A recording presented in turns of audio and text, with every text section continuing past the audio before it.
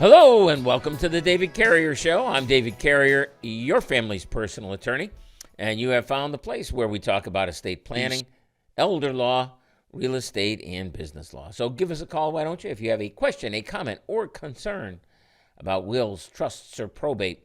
If you're wondering how do we beat the high cost of long-term care and should I sell my house? And if I do, where am I going to live next? Also, what if that neighbor keeps driving across my grass? I mean, how long can this go on? Good question. Without it ripening into a right. Who knows? Anyway, if you also have a question about business law, it seems like an awful lot of folks. It's very heartening, despite the fact that the reaction to COVID, not COVID itself, but the reaction to COVID seems to have really given a body blow to a lot of small businesses, as well as toleration of certain practices, shoplifting. It really hurts small businesses. Well, there seem to be an awful lot of folks who are trying to do that themselves. If that's you, if you're looking to buy, sell, start, stop, keep moving on a business, give us a call, 774-2424. That's area code 616-774-2424. Now, this is Memorial Day, right? Memorial Day is, as I heard someone else say, is not Veterans Day. Veterans Day, we got one of those, and we like it. I like it. In my family, I have to tell you, although we have, members in veteran cemeteries and all the rest, Arlington and all, and folks who fought in everything since World War I that we know about anyway. Because we didn't get here we got here. We showed up kind of recently. I was talking to someone the other day who they've got someone who fought everywhere from the Revolution on down. Well, they showed up with the Mayflower. What do you want? What do you want from me? We came over on at least some of us, on a tramp steamer in the steerage. Spent a couple of generations up in Halifax or Nova Scotia, and then finally made our way down to good old US of A. So we haven't been here that long. But anyway, my grandfather in World War I, he got off the boat from Denmark and signed up, and then uncles in World War II, of course, and then Korea and Vietnam, and then of course myself, my son. So we've got all these folks, veterans, yes, veterans, but not. But fortunately, no Gold Star mothers. I mean, we made it home.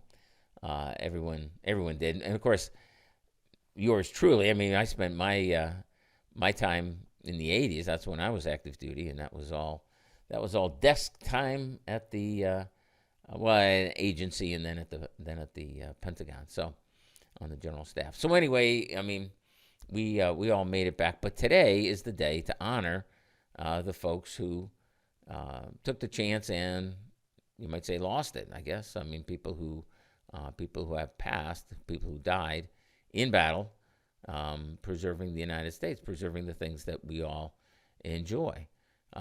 And there are still people, believe it or not, willing to die for their country. I mean, look around the world. Right now, there are people doing that. It's not like you want to. It's like Patton said.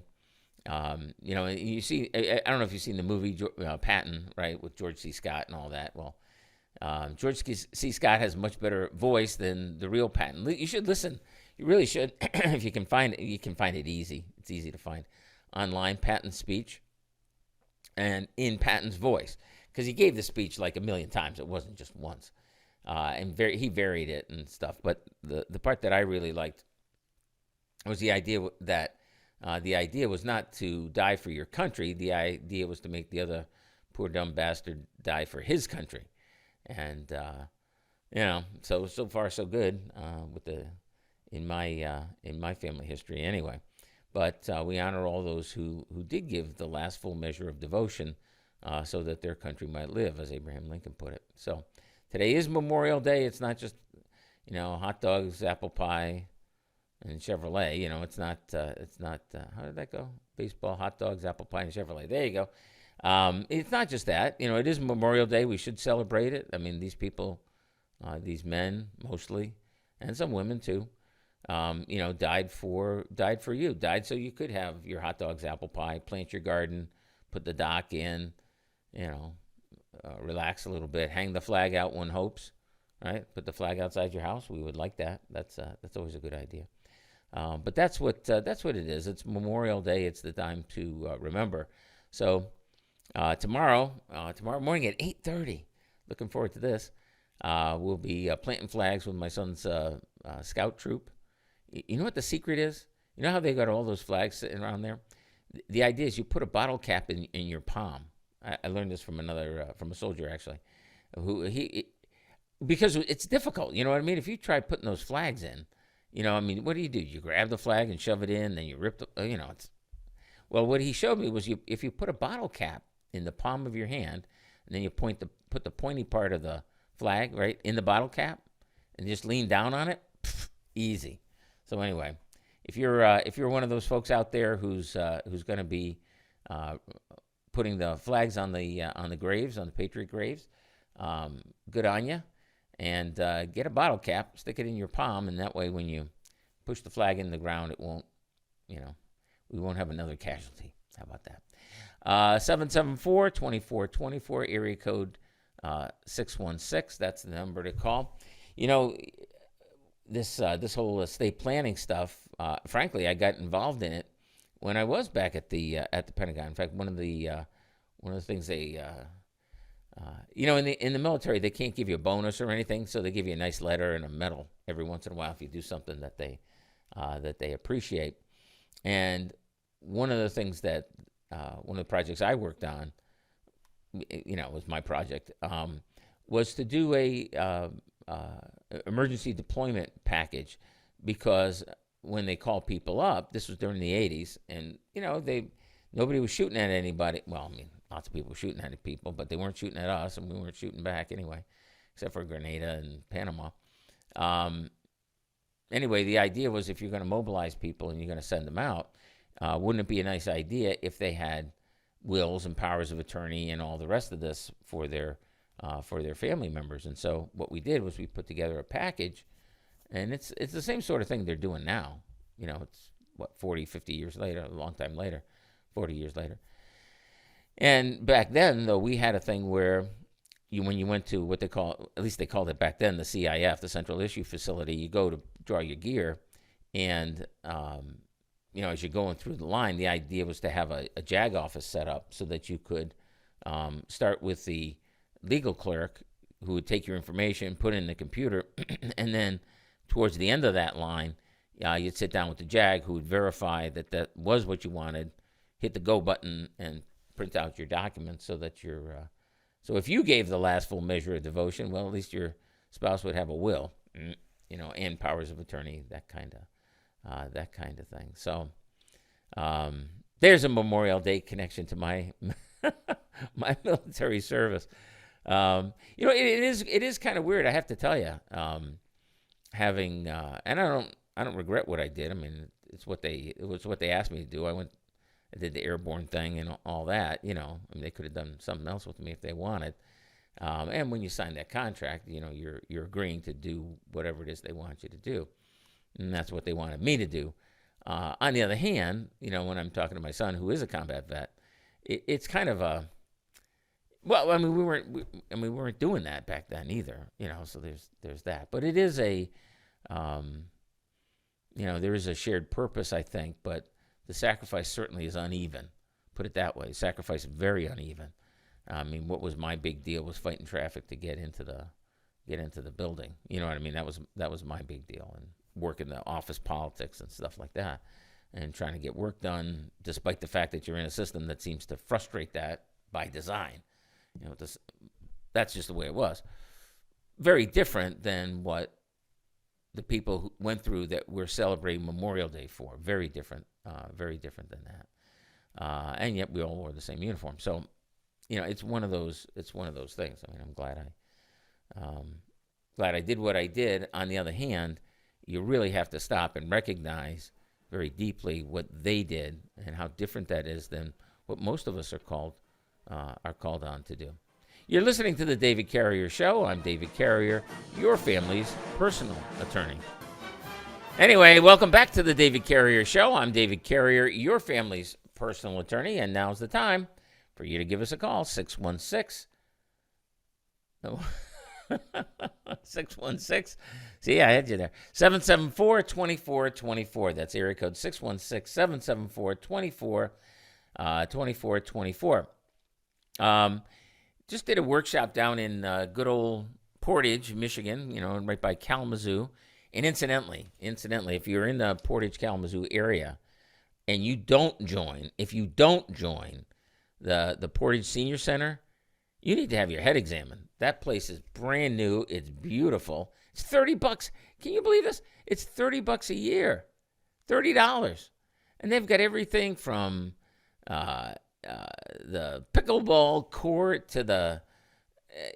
It's just so deluxe. I mean, there's a workout room, there's a weight room, there's a coffee clutch. There's all kinds of stuff going on at this place. And it is freaking beautiful. And you want to talk to the Kim and the Kim. There's two Kims over there who are the executive director and the sort of the public outreach, I think, sort of like that. Anyway, talk to Kim or Kim and get signed up. I mean, they do trips. They do like over 100 trips a year, something like this. It's unbelievable. I mean, and see, that's the other thing. Sort of the hidden jewel. Probably in your own community, there's a senior center that you're not part of that you should be part of. Because for really dirt cheap, all kinds of stuff going on. It's just that the Portage one is just opening.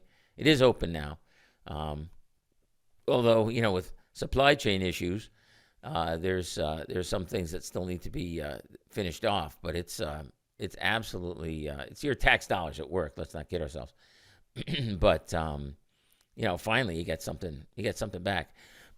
Anyway, I was down there in Portage just last week at our Portage office, and visiting the new senior center and doing a workshop, and talking to husband wife team. She's a PA, he's in management, right, of a large physician practice, and her comment to me, heartfelt concern was that there's so much need out there and she's just not aware of it. And I was talking about the PACE program. Now, you've heard me talk about this. At least I hope you have. Hope you've remembered. It's a program of all-inclusive care for the elderly, PACE. It's a Medicaid program. Again, it's like the senior center. It's your tax dollars at work. And it's nicer than you could imagine. It's better than you could imagine. But you don't have to imagine it. But here was the point. They never heard of it. Here she is as a PA, helping not only with older people, but with older people too. And it's like, what am I going to do? Husband had a stroke, wife had Alzheimer's, don't know what to do, and it's like, what are you going to do? And had no idea that the PACE was out there. And so let's sort of recap in this segment if we can, real quickly, what PACE is all about. It's a at-home care program, right? So if you're lugging your loved one into the shower and wondering how much longer is your back going to hold out, or if it hasn't held out, which not untypical, right? That happens a lot, right? How are you gonna schlep your hubby, your loved one, into the shower? Schlep them into the shower. There you go, right? Well, maybe you don't have to. Maybe, in fact, there is a program that will do that for you, with you. Okay, they'll send out a couple of aides, and they'll come out and they'll give them a shower, or they'll take them to the senior center and give them a shower there. In Kent County, in Muskegon County, in Kalamazoo County, in all over the place. And the thing that's so gratifying and frustrating at the same time, is when I first got started, for a long time, PACE wasn't available, right? The availability was so limited that we didn't even bother with it. You didn't even bother with it because there was no point. You're on a 2-year wait list. Yeah. What's the point of doing that? And so folks would have to go to skilled nursing care because there was nothing else. Well, with PACE, there's something else. You want to stay at home? Stay at home. Oh, it's very expensive. No, actually, you already paid for it. This is your tax dollars at work, okay? You already paid. That's the point. And I know. I'm not supposed to get anything back from my taxes. I'm supposed to pay in and let the rich people freeload and let the poor people get what they need, okay? But I'm not supposed to get anything. Well, get over yourself, all right? I mean, PACE is available. PACE is great. It's occupational therapy. It's physical therapy. It's all your meds. It's all your durable medical. You need a wheelchair? PACE is Johnny on the spot. You need a hospital bed? Here you go. They'll pick you up 5 days a week, Monday through Friday. It's so great that it's out there, and yet nobody knows about it. So if you're caring for a loved one right now,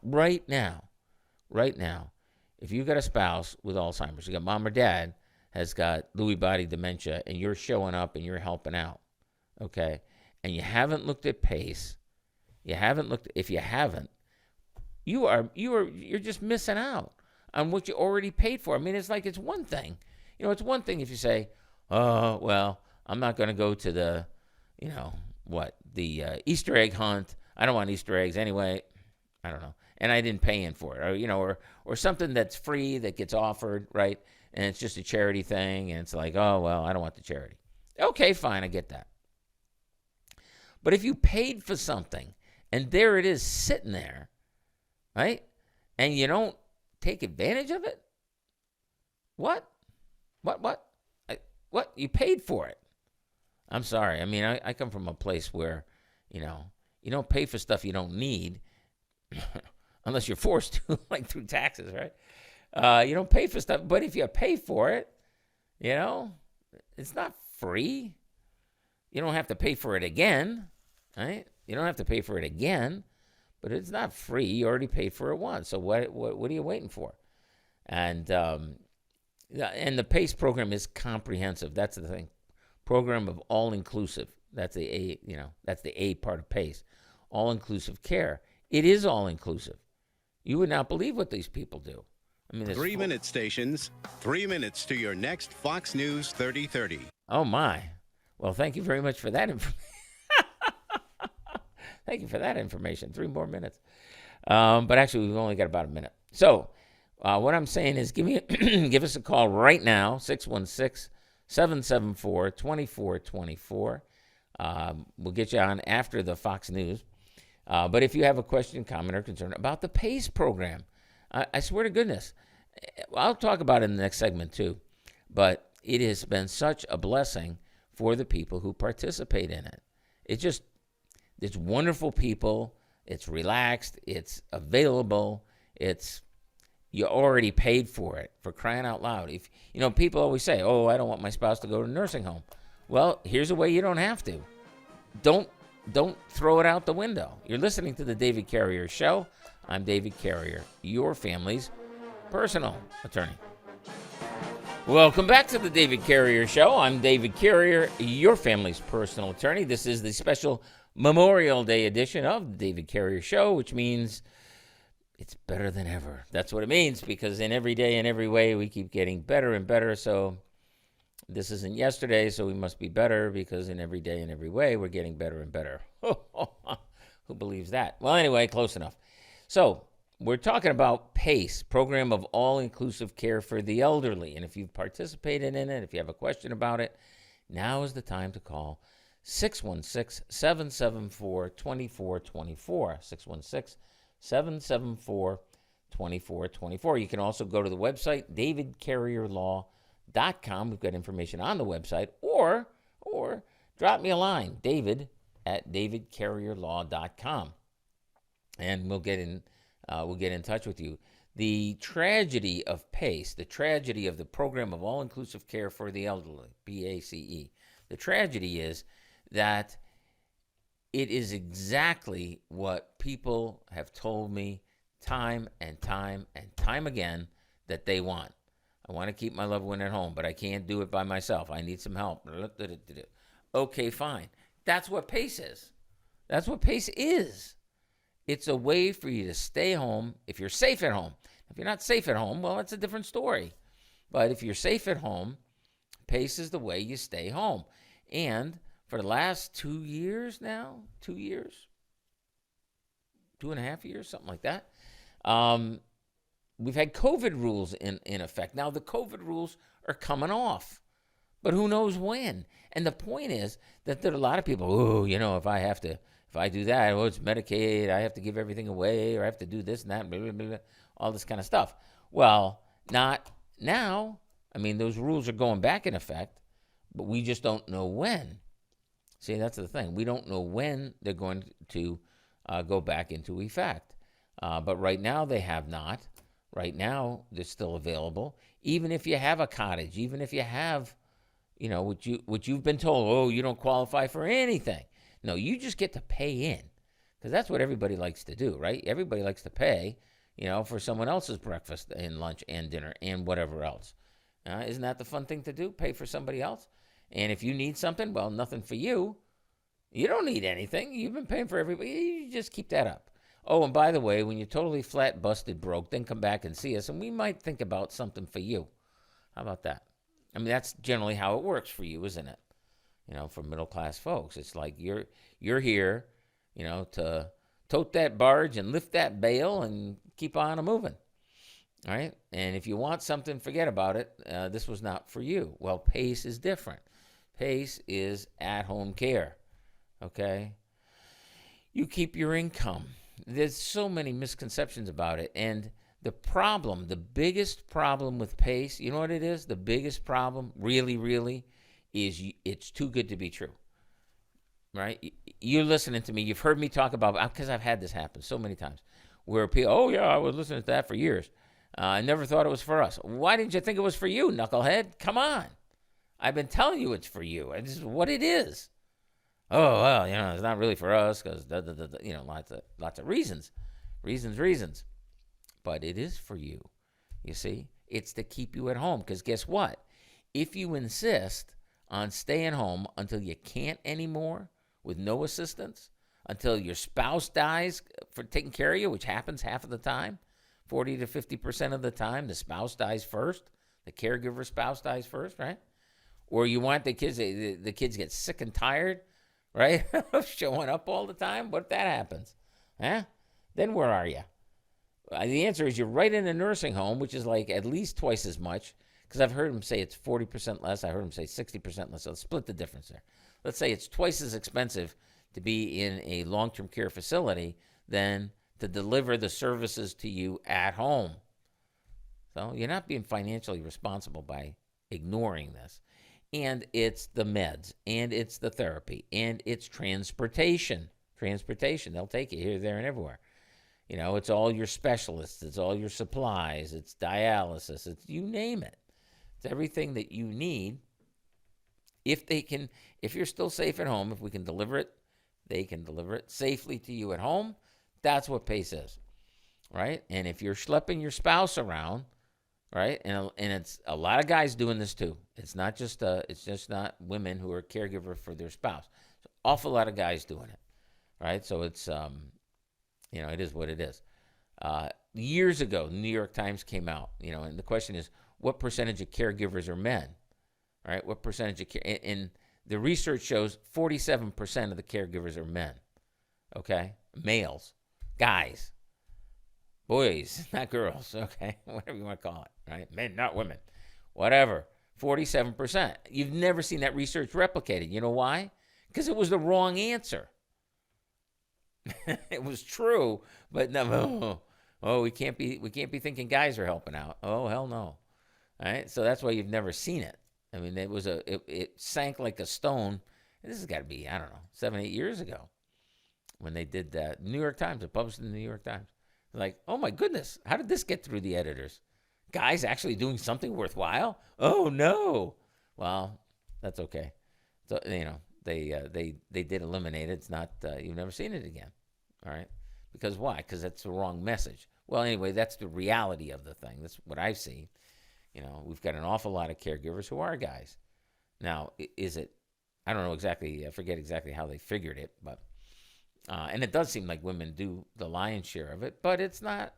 5 boys and 3 girls in my family, and and we were all taking our turn. It's not like the girls didn't, weren't there, and maybe to a large extent, and some of the guys pointing the finger at myself. But I have brothers who spend a month or so, not 2 weeks, but a month with dad. Brother-in-law stepping up. I mean, it's not a sexist thing. It's just, if you're caring for a spouse, here's the PACE program. It's available, right? It won't strip you naked. It won't, you don't have to go broke to qualify for it.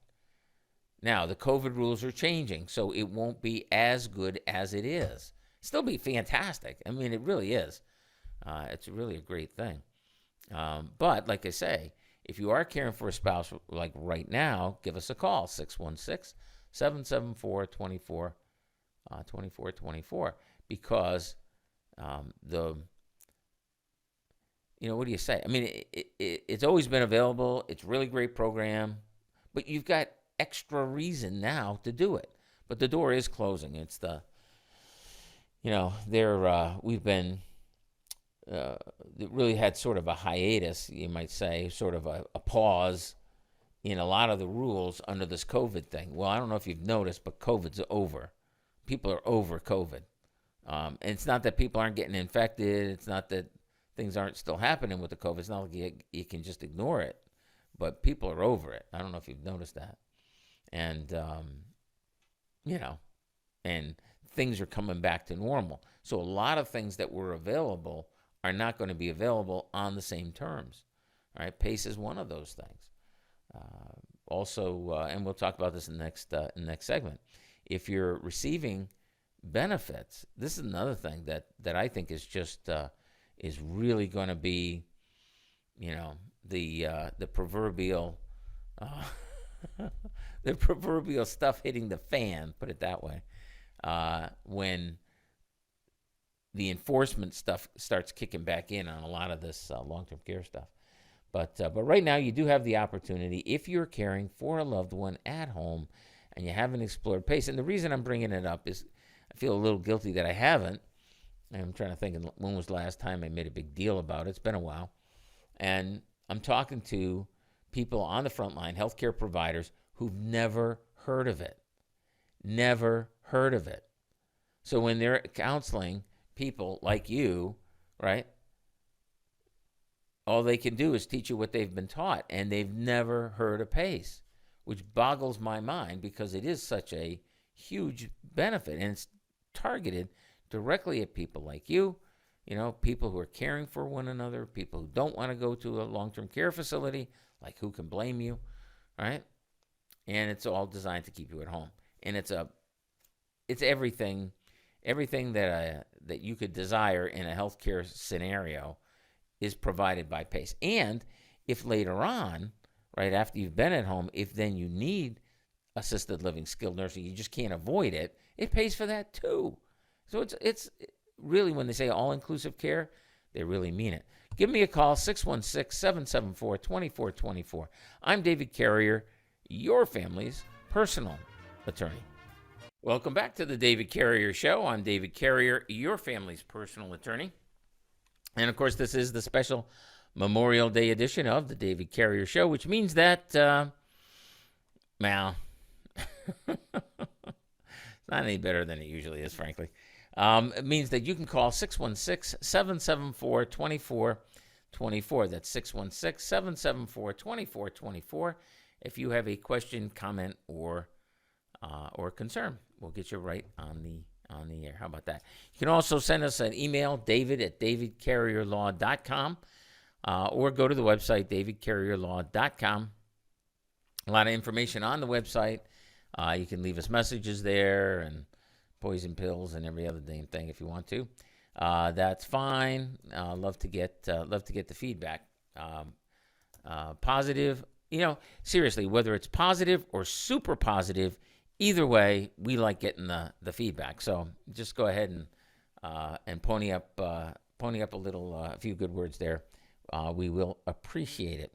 This is Memorial Day, which is the day we celebrate not veterans, but those who died in battle. Those who died. There's a door on Sacred Heart Basilica at Notre Dame, and everybody remembers the God Country Notre Dame, which is one of the mottos on the thing, right? It's God Country Notre Dame. And so, that gets to be that gets to be a meme or whatever you want to call it.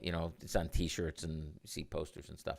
But what they ignore, and it bugs me, and I know it's too many words and all the rest, but that whole door, that entrance to the basilica, it doesn't just say that. I mean, what it says is the door is dedicated to our valiant dead in glory everlasting. Notre Dame has a long tradition of contributing to the military. Long tradition. They lost like half the school during the Civil War. Who went to service. They didn't all die, but it was like Notre Dame has always stepped up. Used to be right on the ground, and I don't know where they've got it now. I think over at the ROTC building, but they had a memorial to the USS Maine, which blew up in Havana Harbor. Back at the start of the Spanish-American War, and it was made out of metal that had been salvaged from the wreck, because there were quite a few Notre Dame midshipmen aboard the Maine when it exploded. Whether that was due to a mine or to coal dust or to whatever, William Randolph Hearst, who knows? But that's the kind of thing. That's what we're celebrating today, to our valiant dead in glory everlasting, God Country Notre Dame. And that's how a lot of people still think of it, and that's how I think of it. It's just sad that so many people don't. It seems to me, and so they skip over what seems to me to be the most important part. The valiant dead in glory everlasting. That's what Memorial Day is about. So anyway, we're talking. That's Memorial Day. What about your day? Right now, for the last couple of years, thanks to COVID, or at least the reaction to COVID, the Department of Health and Human Services has given people a pass. See, usually when you apply for benefits, whether it's PACE or long-term care benefits or whatever else, usually they check up on you every year. Right? So you apply for the benefits, you get everything all squared around, everything's perfect. Now we submit the application. Well, every year they're supposed to go through what they call redetermination. Redetermination includes what they call asset detection, trying to figure out, do you have stuff that you didn't tell us about? Maybe you didn't know about it. Maybe you just didn't tell us about it. Maybe you've accumulated assets, this and that. Anyway, those rules have been suspended. And here's the point. We work with clients, over after they've applied. They can do it on their own, which is fine, or you can have us do it for you, either way. But you would not believe how many ways there are for folks to mess things up in 12 months, in just a year. I mean, you just got this done. The first redetermination or redet. At the first time you have to kind of explain what's been going on for the last years so you maintain eligibility. And it's not that hard. It really isn't that hard. But, right, people mess it up like you wouldn't believe. Okay, fine. Can you imagine what's happened over the last 2 or 3 years with this COVID stuff, right? Not only are you knocked off your A game, right? But now you've got a lot more time to mess things up. And they haven't called anyone to account. They haven't taken any adverse actions. But it would be very easy for them to do so. We keep getting, I don't want to call it inside information. Let's call it rumors. That's another word for inside information is rumors. So you keep hearing rumors about the Center for Medicare Medicaid Studies, which they call CMS instead of, anyway. We keep hearing that they're going to say, okay, now you got to start doing the annual redetermination. So you got to get that cranked up again. But the CMS has to give the agencies, the state agencies, like 60 days notice, and then the agencies have to give us 60 days notice. So whenever they get around to this, there's going to be some delay. But my point is that it's difficult to keep this stuff straight for 12 months.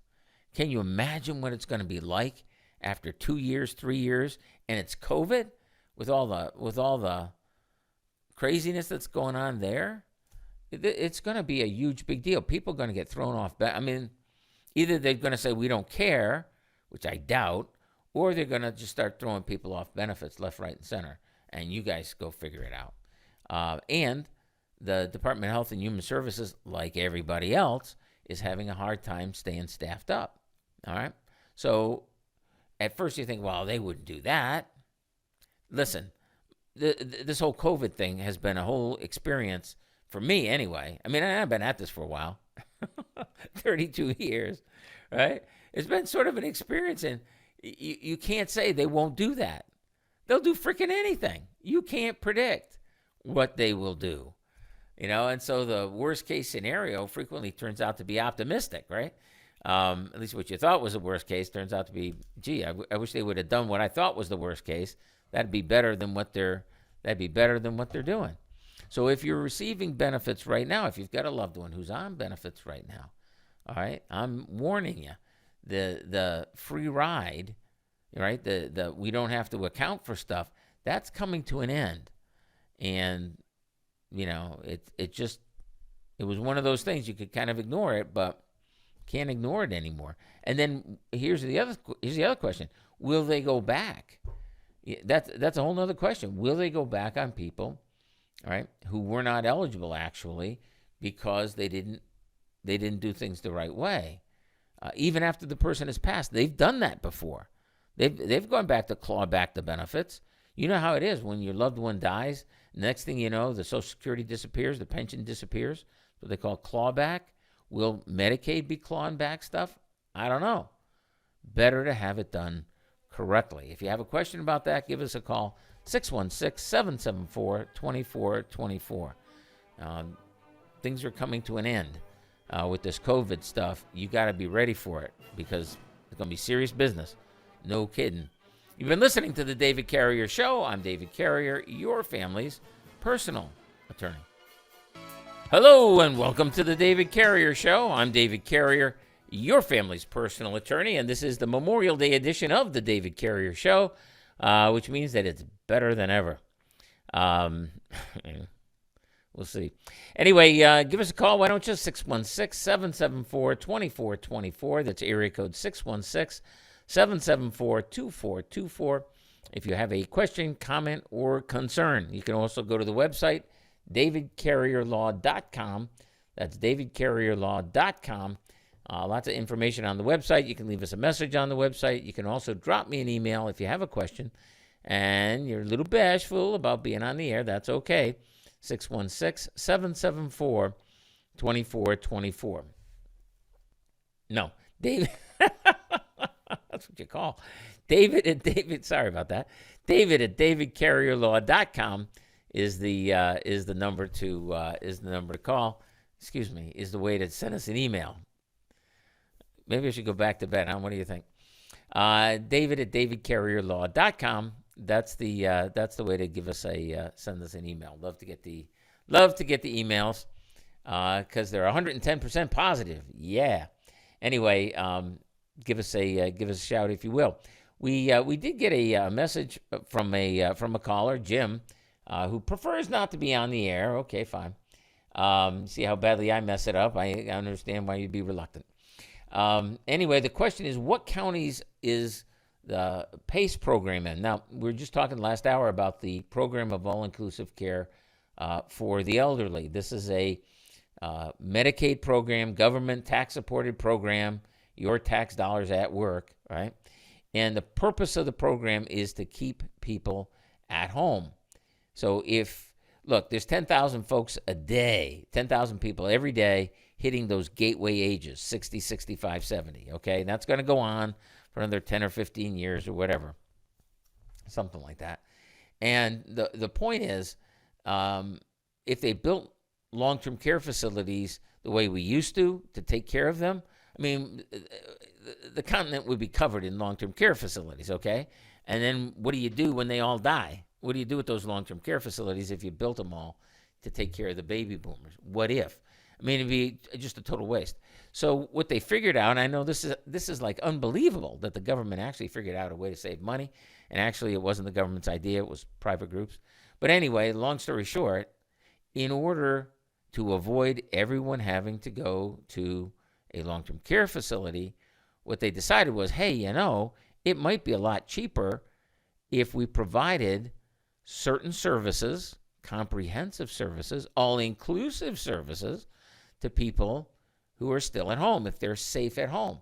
If we don't need to put them, if you don't need to go to a long-term care facility, you just need some, I don't know, housekeeping, or can't get your spouse into the shower, right? So you need some help with that. Or you need to be social, you need some socialization, you need some fun. Okay, fine. Or you need a hospital bed, or you need oxygen, or you need all those things that people need, right? But you'd rather not be institutionalized. Get that? I'd rather not be institutionalized, right? Well, you don't have to be. That's what PACE is about. And PACE leaves you your income so you can continue to live. The problem with PACE, as I've said a million times, is everybody thinks it's too good to be true, and so they don't look into it. And so every month, there are PACE slots that go begging that aren't filled, and they don't accumulate. You know what I mean? When people finally wake up to this, it's not going to be like, oh, I got 120 slots from the last 2 years. It's not going to be like that. It's 10 every month. That's how they grow. So anyway, PACE, wonderful, wonderful thing. It's what people say they want, and when people get into it, it turns out to be exactly what they wanted, right? Because you stay at home, your spouse stays at home, you stay at home, and it's just that support that you need to keep on going without going broke, without all the rest of this. So anyway, that's PACE. The question is, wants to know what counties have the PACE program. And here's how that works. As I said, this was kind of a private idea, not a government idea, to do PACE in the first place. And the way it works is government has money to take care of people. Medicaid is the way that this happens. Next segment, we'll get into the whole Social Security, Medicare, Medicaid. Now he wants to know what counties do not have PACE. Well, it's the same thing, right? 6 of one, half dozen the other. Actually, it'd be helpful if you told me what county you're in, actually what zip code you're in, because that's how PACE is done. It's a zip code by zip code. So Kent County, Muskegon, Kalamazoo, those were the first 3 over on this side that have had PACE for quite a while. And they've been figuring out, and now it's Ottawa, Allegan, Barrie, go up to Montcalm, Mecosta, Lake, what's the one over there? Stanton's Montcalm. Whatever. Anyway, it's all over the place now. Oceana County. It's all over the place. In fact, the Kent County program just doubled its service area by adding a whole bunch of zip codes in Ionia. And that's how they do it, the zip code by zip code. So it's not county by county exactly. So for example, for the longest time, the Kent County PACE actually had about at least a half a dozen zip codes, like in Jenison and over that way, Hudsonville, over that way. And now the map is filling in. One of the frustrations was for people who finally figured it out, it's like, oh, well, PACE doesn't cover your area. And there are still areas where PACE does not provide services. But that map really is filling in. And it is, you think about it as county by county, but more accurately, it's zip code by zip code. So if our bashful caller would like to give us the zip code they're in, or give us 2 or 3 zip codes, okay? That way you can maintain your anonymity, and I'll look them up during the news break, and I can tell you whether or not those are available. The good news is that, as I said, that people have finally figured out, hey, this PACE thing really works. It's really pretty cool, and it's expanding because it is a much less expensive way, much more effective, much more efficient way of spending those healthcare dollars, and lordy, I mean, who would have seen this coming? It's actually what people want. I mean, if you think about it, you want to set up a nursing home, right? If you want to set up a nursing home, what do you have to do first? Well, first of all, you have to build a hotel. Am I right? With bedrooms and laundries and kitchens, and like a hotel. You got to build a hotel. And then you've got to add nursing stations, and then you got to add a whole bunch of other stuff, and then you have to maintain it to a certain degree. It's way expensive, crazy expensive to set up a long-term care facility. Very, very difficult. My hat is totally off to those people who've taken the challenge, who've bitten off more than they can chew. I don't know. Who've chomped down on, hey, I'm going to do a long-term care facility because it's very, very difficult. Well, what if you didn't have all that hotel-style overhead? What if it was just recreation type areas? What if it was just the medical type areas? What if it was just, places for people to go and socialize and hang out? And by 5 o'clock, they're out the door. 4 o'clock, they're gone. What if? Well, now I don't have to have all the beds. I don't have to have all the linens. I don't have to have all the rest of that very expensive stuff. And what if I only did it 5 days a week? Right? So if you're caring for a loved one, imagine that for 5 days a week, they pick him or her up at 8 o'clock in the morning, 8:30, take him to the senior center. They get a shower, personal hygiene, all that. Maybe they do it at the home or there, right? You get the personal hygiene. And all day long, it's breakfast, lunch, and a snack. And then they come home, right? What difference would that make to your life? What difference would it make? I don't know. Maybe none at all. Yeah, right? Or maybe you get your life back a little bit, the caregiver spouse. Maybe you can get some support. Maybe you can get a nap in the middle of the day, to catch up for the, the sleepless nights that you've got. Okay? So that's what PACE is. If you let me know what the zip code, and give me 2 or 3, just so we can't pinpoint you. That'd be fine. I can look them up. I'll just tell you on the air whether or not they're covered. Okay? You're listening to the David Carrier Show. I'm David Carrier, your family's personal attorney. Welcome back to the David Carrier Show. I'm David Carrier, your family's personal attorney. And now's the time to give us a call, 616-774-2424. That's area code 616-774-2424. Drop me an email, david@davidcarrierlaw.com, or just go to the website, davidcarrierlaw.com. And, you can leave us a message on there after you're done poking around. So we're talking about PACE, Program of All-Inclusive Care for the Elderly. The question is, what counties is it in? The answer is it changes. I mean, it's changing rapidly. Expanding is what's happening. The tragedy of PACE, to my way of thinking, is that it's too good because people have a hard time. People do have a hard time believing it. But then even when people get to know about it, there's a couple other objections that I think we ought to just not deal with right now.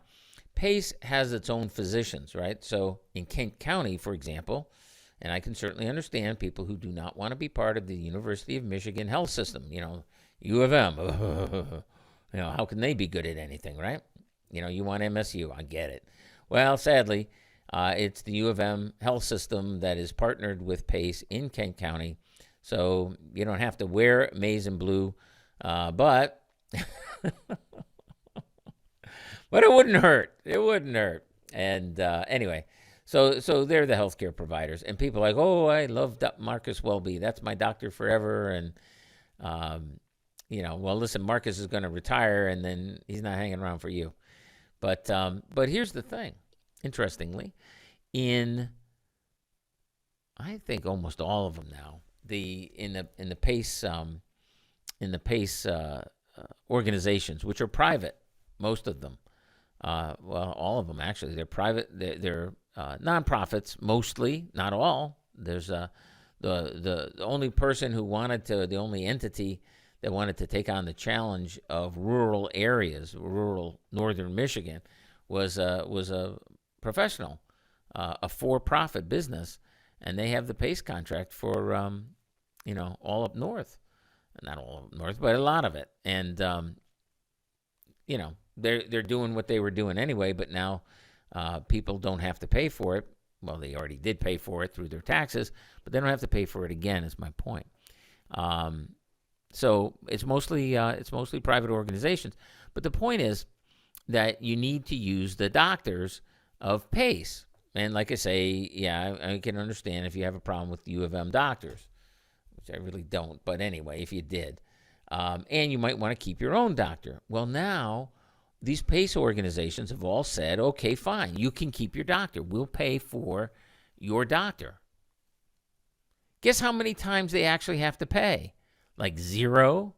Because the fact of the matter is, when people get involved in the PACE program, it's not that hard to get your doctor paid for. It's so easy because they're at the senior center. They'll pick you up. They'll take you there. Boom. They're very good doctors, very, very good doctors. Good as anybody, better than most, right? I think, my personal opinion. It's just the way it works out is people don't want to.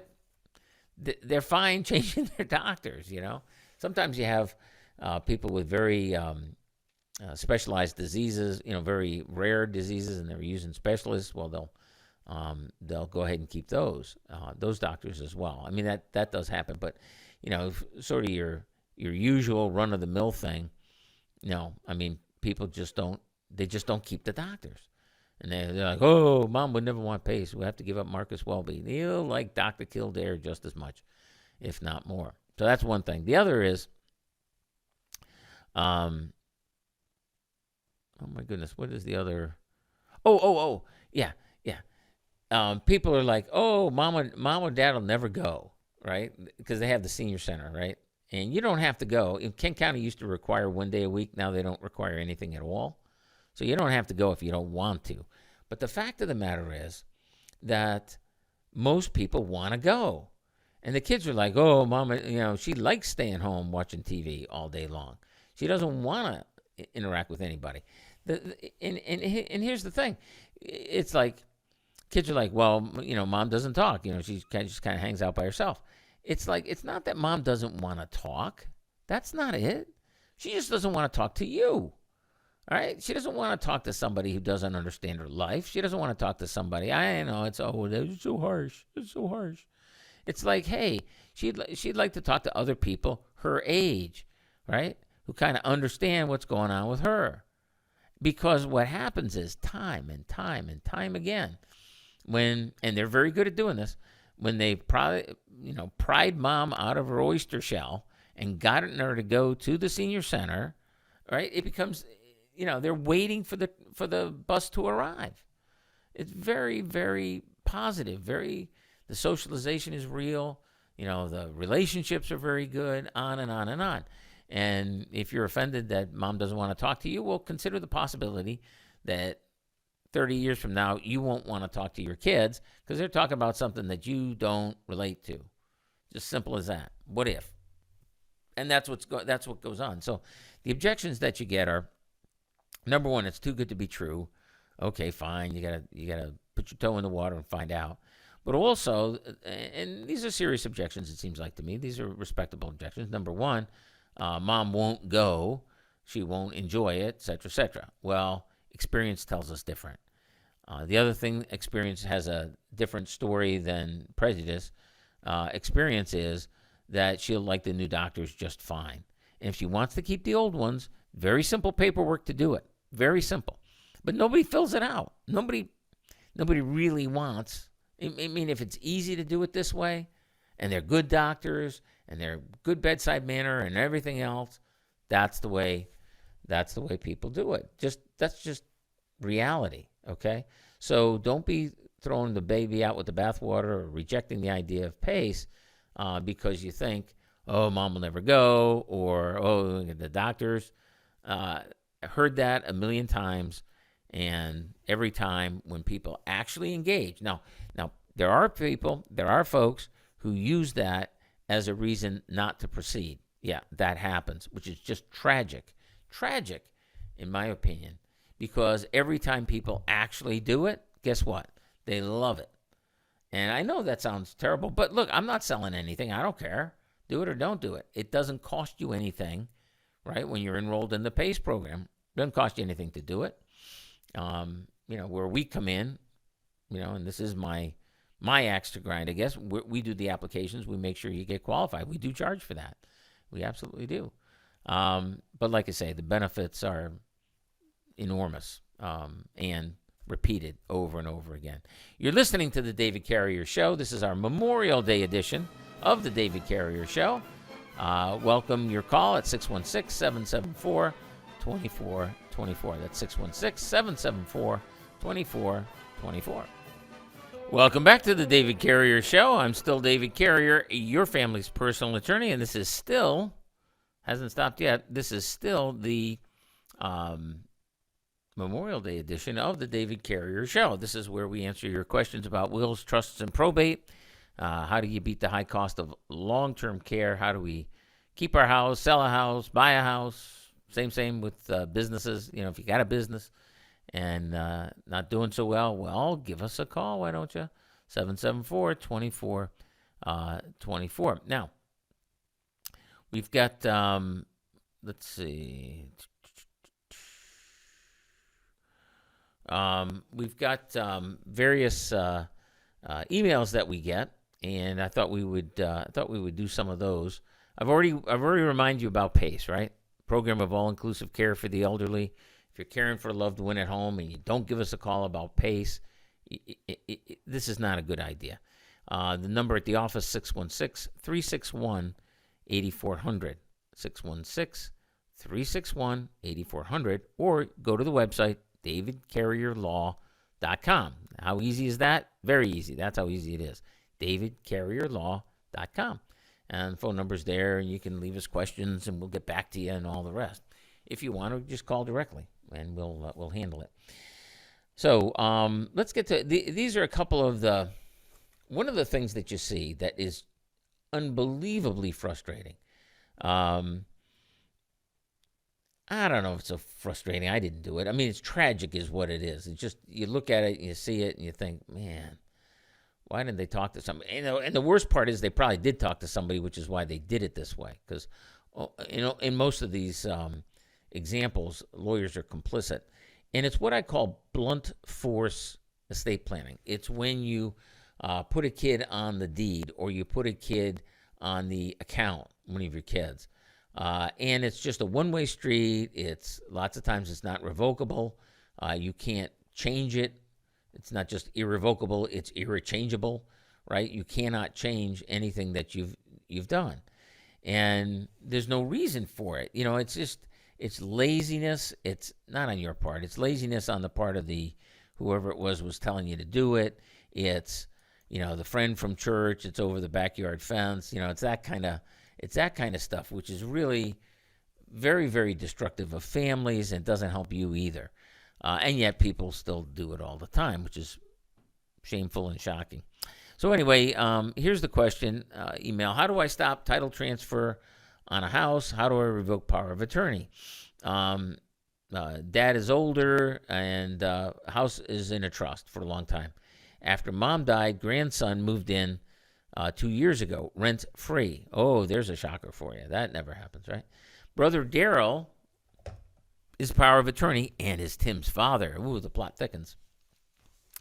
A couple of weeks ago, Daryl, the brother, and the other brother Daryl, tricked Dad into signing papers to move the house out of the trust and giving the house to Tim when he dies. I believe a title company is working on this now, which would not be surprising. How do I stop the title transfer? How do I revoke Daryl's power of attorney? Dad is agreeable to this, so you don't get to revoke Dad's power of attorney. All right, this document. Dad delegated his authority to Daryl. If Dad wants to pull it back at any time, he certainly can do so. Okay? We need to make sister the power of attorney, and there you go. So the deal here is, what you want to do is you have to have Dad revoke the power of attorney, and Dad gives notice. Apparently, you already know who the title company is, so you send notice to the title company. Dad removes brother as trustee, removes brother as his agent under the power of attorney document. Okay, that's what has to happen. The idea that he's doing this right now to transfer the title to the grandson, he's only 90 years old. I mean, 90 is good age. My dad made it to 96, right? So you don't know. And dad's competent, apparently. Dad's agreeable to this. It sounds like dad's still competent. So what if dad needs long-term care and he gave the house away? Guess what? He's not getting the long-term care. Medicaid won't pay. The nursing home now is pissed off, right? So what are they going to do? They're going to sue dad and say, hey, how come you're not paying us? Dad says, oh, well, because I gave the house away. Well, who do you think they're going after next?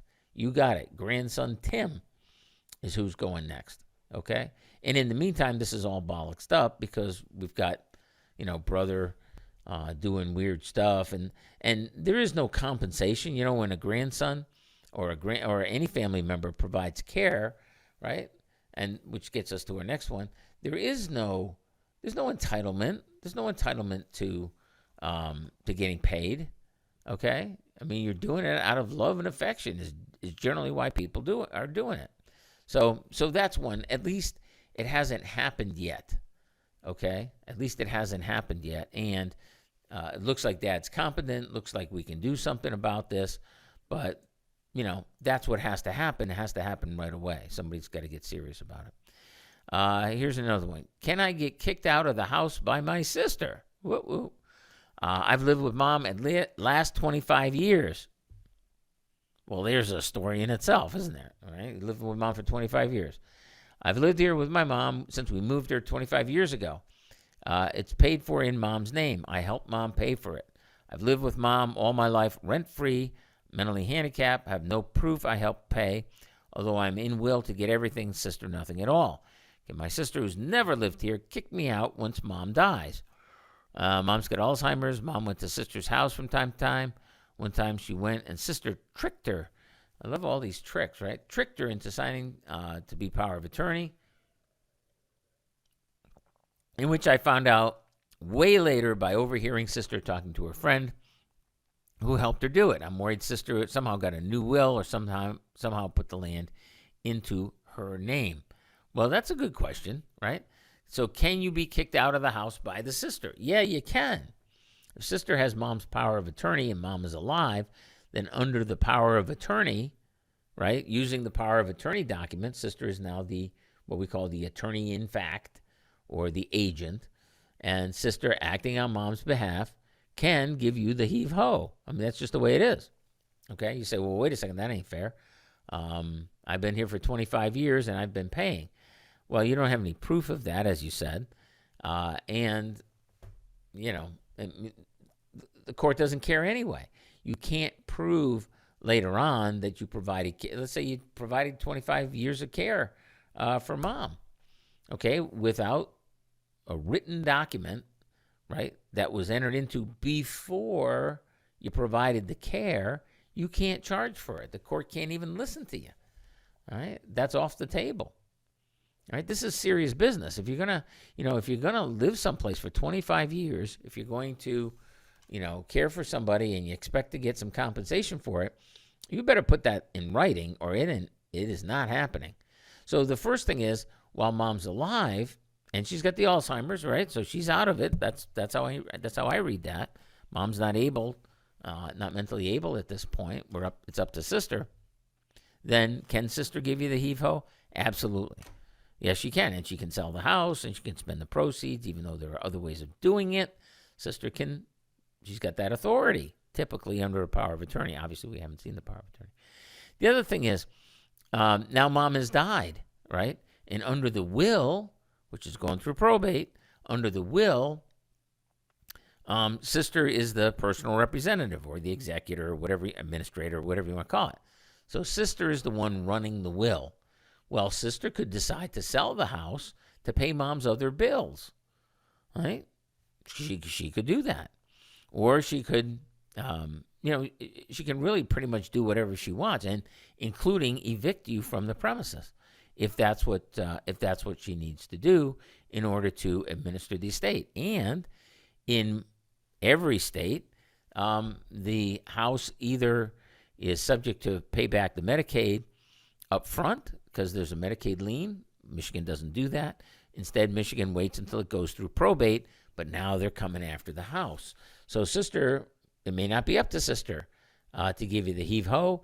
If mom was getting the Medicaid to pay for her long-term care, then Medicaid will do that for you because sister, as the personal representative of the estate, before she gives you the house, sister has got to pay back the Medicaid for whatever care mom received. Now, it doesn't say that mom's on Medicaid, but if she's got Alzheimer's and she's not living in the house anymore, well, that's how people pay for long-term care. So, yeah, you're kind of between a rock and a hard place because the person who could help out, mom, who wanted you to live in the house, who accepted the care and everything else, unlike the other email that we had where dad's still competent and can revoke that stuff, mom's not able to do it in your situation. Bad situation comes from blunt force planning. Shame. Just a shame. You've been listening to the David Carrier Show. I'm David Carrier, your family's personal attorney. Welcome back to the David Carrier Show. I'm David Carrier, your family's personal attorney, and we are winding down. We're just about to put another one in the can, so we're going to quickly get to a few more of these. This is sort of like siblings behaving badly day. So here's another one. Can a sibling have another sibling who's a home caretaker removed from the house? Well, my brother has been a living caretaker for my elderly mother for several years. Well, that sounds nice. While she is very happy, she's very happy, right? With him, and he is completely devoted to her. Well, that sounds like a happy story so far. Taking care of her every need. Well, this sounds good. Uh-oh. It bothers me that he smokes pot in the house. Cannabis, right? This is now legal, apparently. While he never smokes in her presence, and she says she doesn't mind at all, I think it's irresponsible, and I would like social services to remove him from the house. Although my mother would have to move to a nursing home, which frightens her, I think she'd be better off. If I have a legal right to begin this process, let me know. You know what I think? You know what I think's going on here? I think brother's writing this email. I don't think sister is writing this email. So, brother, if you're writing this, send me back and confirm. I mean, it's just too positive for brother. So here's the deal. Will social services remove brother from the house? Not likely. Not likely. Now that we have home delivery of super pot, of super cannabis, I knew people who smoked dope in college, right? And apparently, I mean, you read the newspapers, what they've got nowadays is like nothing.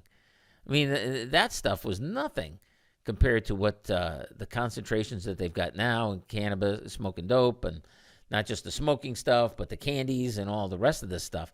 So, I mean, the worm is kind of turned. It's not like you can say, hey, brother's a smoker, and therefore he's got to be out of mom's house. This is why this thing is so favorable for brother. I have to believe that brother wrote it, or a friend of brother anyway.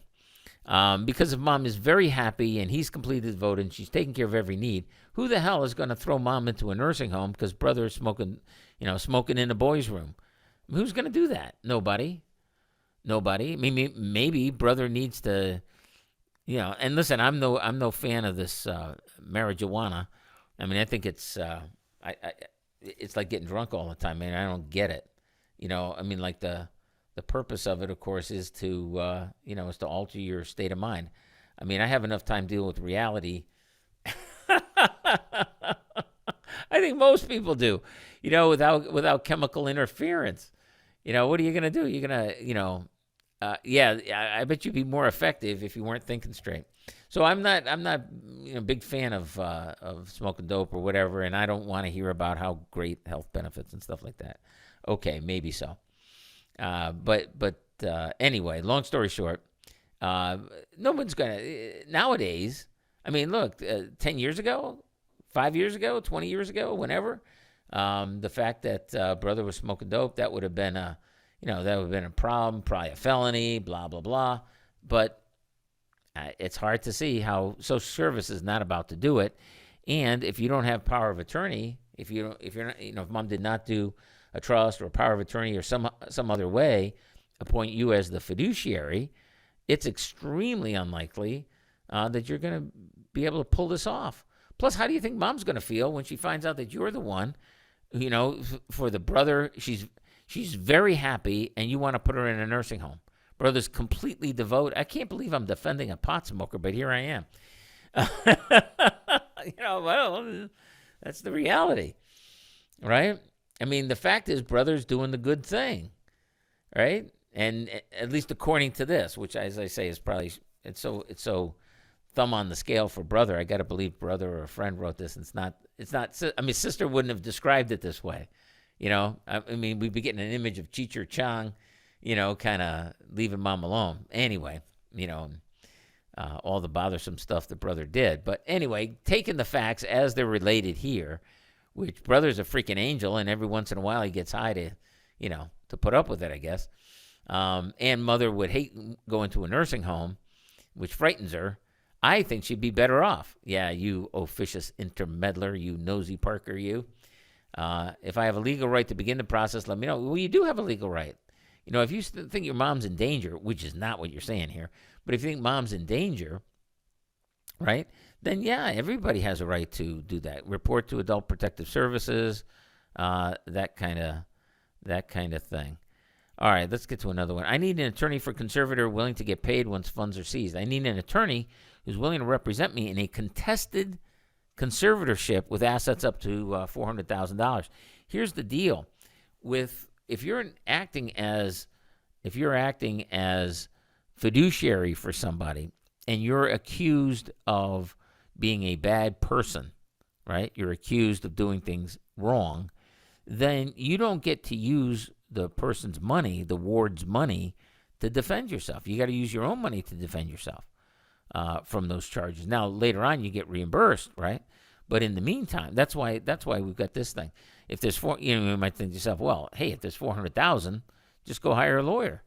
Well, once you've been accused of malfeasance, right, contested conservatorship, and maybe we don't even have, maybe he's not even the conservator yet. Maybe he's just fighting with siblings over being the conservator. Well, you got to ask yourself, who's going to take that case? That's not a very good, maybe you'll find somebody. You need an attorney for that. Yes, you do. But, you might want to, I don't know, scrape up the funds some other way because, that's just too dicey. I mean, it's like, oh, I'll go to work at the store. I'll go to work at the factory or something. But it's okay. Don't pay me unless you make a certain amount of money. What? Who's going to take that job? Why wouldn't an attorney take that job? Let's see. Oh, yeah, here's an. Can I file for conservatorship? This is where you get to manage mom's money. If my mom has filed an elder abuse restraining order to stop me, I'm an only child trying to get conservatorship of mom who's 77 with a new dementia diagnosis. Here's the thing. Frequently, it's the diagnosis that gets people into the office. I mean, people just put it off and finally get a diagnosis. Oh, I got to get in. So the fact that mom has a diagnosis, a new dementia diagnosis, does not indicate she's incompetent, right? I'm an only child trying to get conservatorship of my mom, 77, with a new dementia diagnosis who's being taken advantage of by a criminal. So report it to Adult Protective Services. Can you file for conservatorship? Yeah, you can. But what's this elder abuse restraining order? What's going on with that? I don't know. The fact that this taking advantage of the criminal who inspired her to file that, maybe that's what's going on. Again, this is going to be a tough one. There's going to be all kinds of stuff going on here, right? You need to lawyer up and you need to figure out what's going on. Somebody's going to have to figure out what's going on because right now, who knows? Let's see if we can get one done in the next 30 seconds. I'm in a nursing home and I've been declared incompetent by wife's lawyer. I feel I am very competent. Thank you. How can I prove that I am competent? Well, call Adult Protective Services. Tell them you've been railroaded, okay, and get some physicians out over there to give you a mental competency exam, right? And you've been declared incompetent by wife's lawyer. Well, wife's lawyer probably didn't do it. It may have been the court. It may have been, some physician or somebody else. But if you're competent enough to be sending us an email, then, maybe you are competent. I don't know. But You need to get an expert to say so, not just me. You've been listening to The David Carrier Show. I'm David Carrier, your family's personal attorney. Have a wonderful Memorial Day, and don't forget those who gave the last full measure of devotion so that you can have a hot dog and hang out this weekend.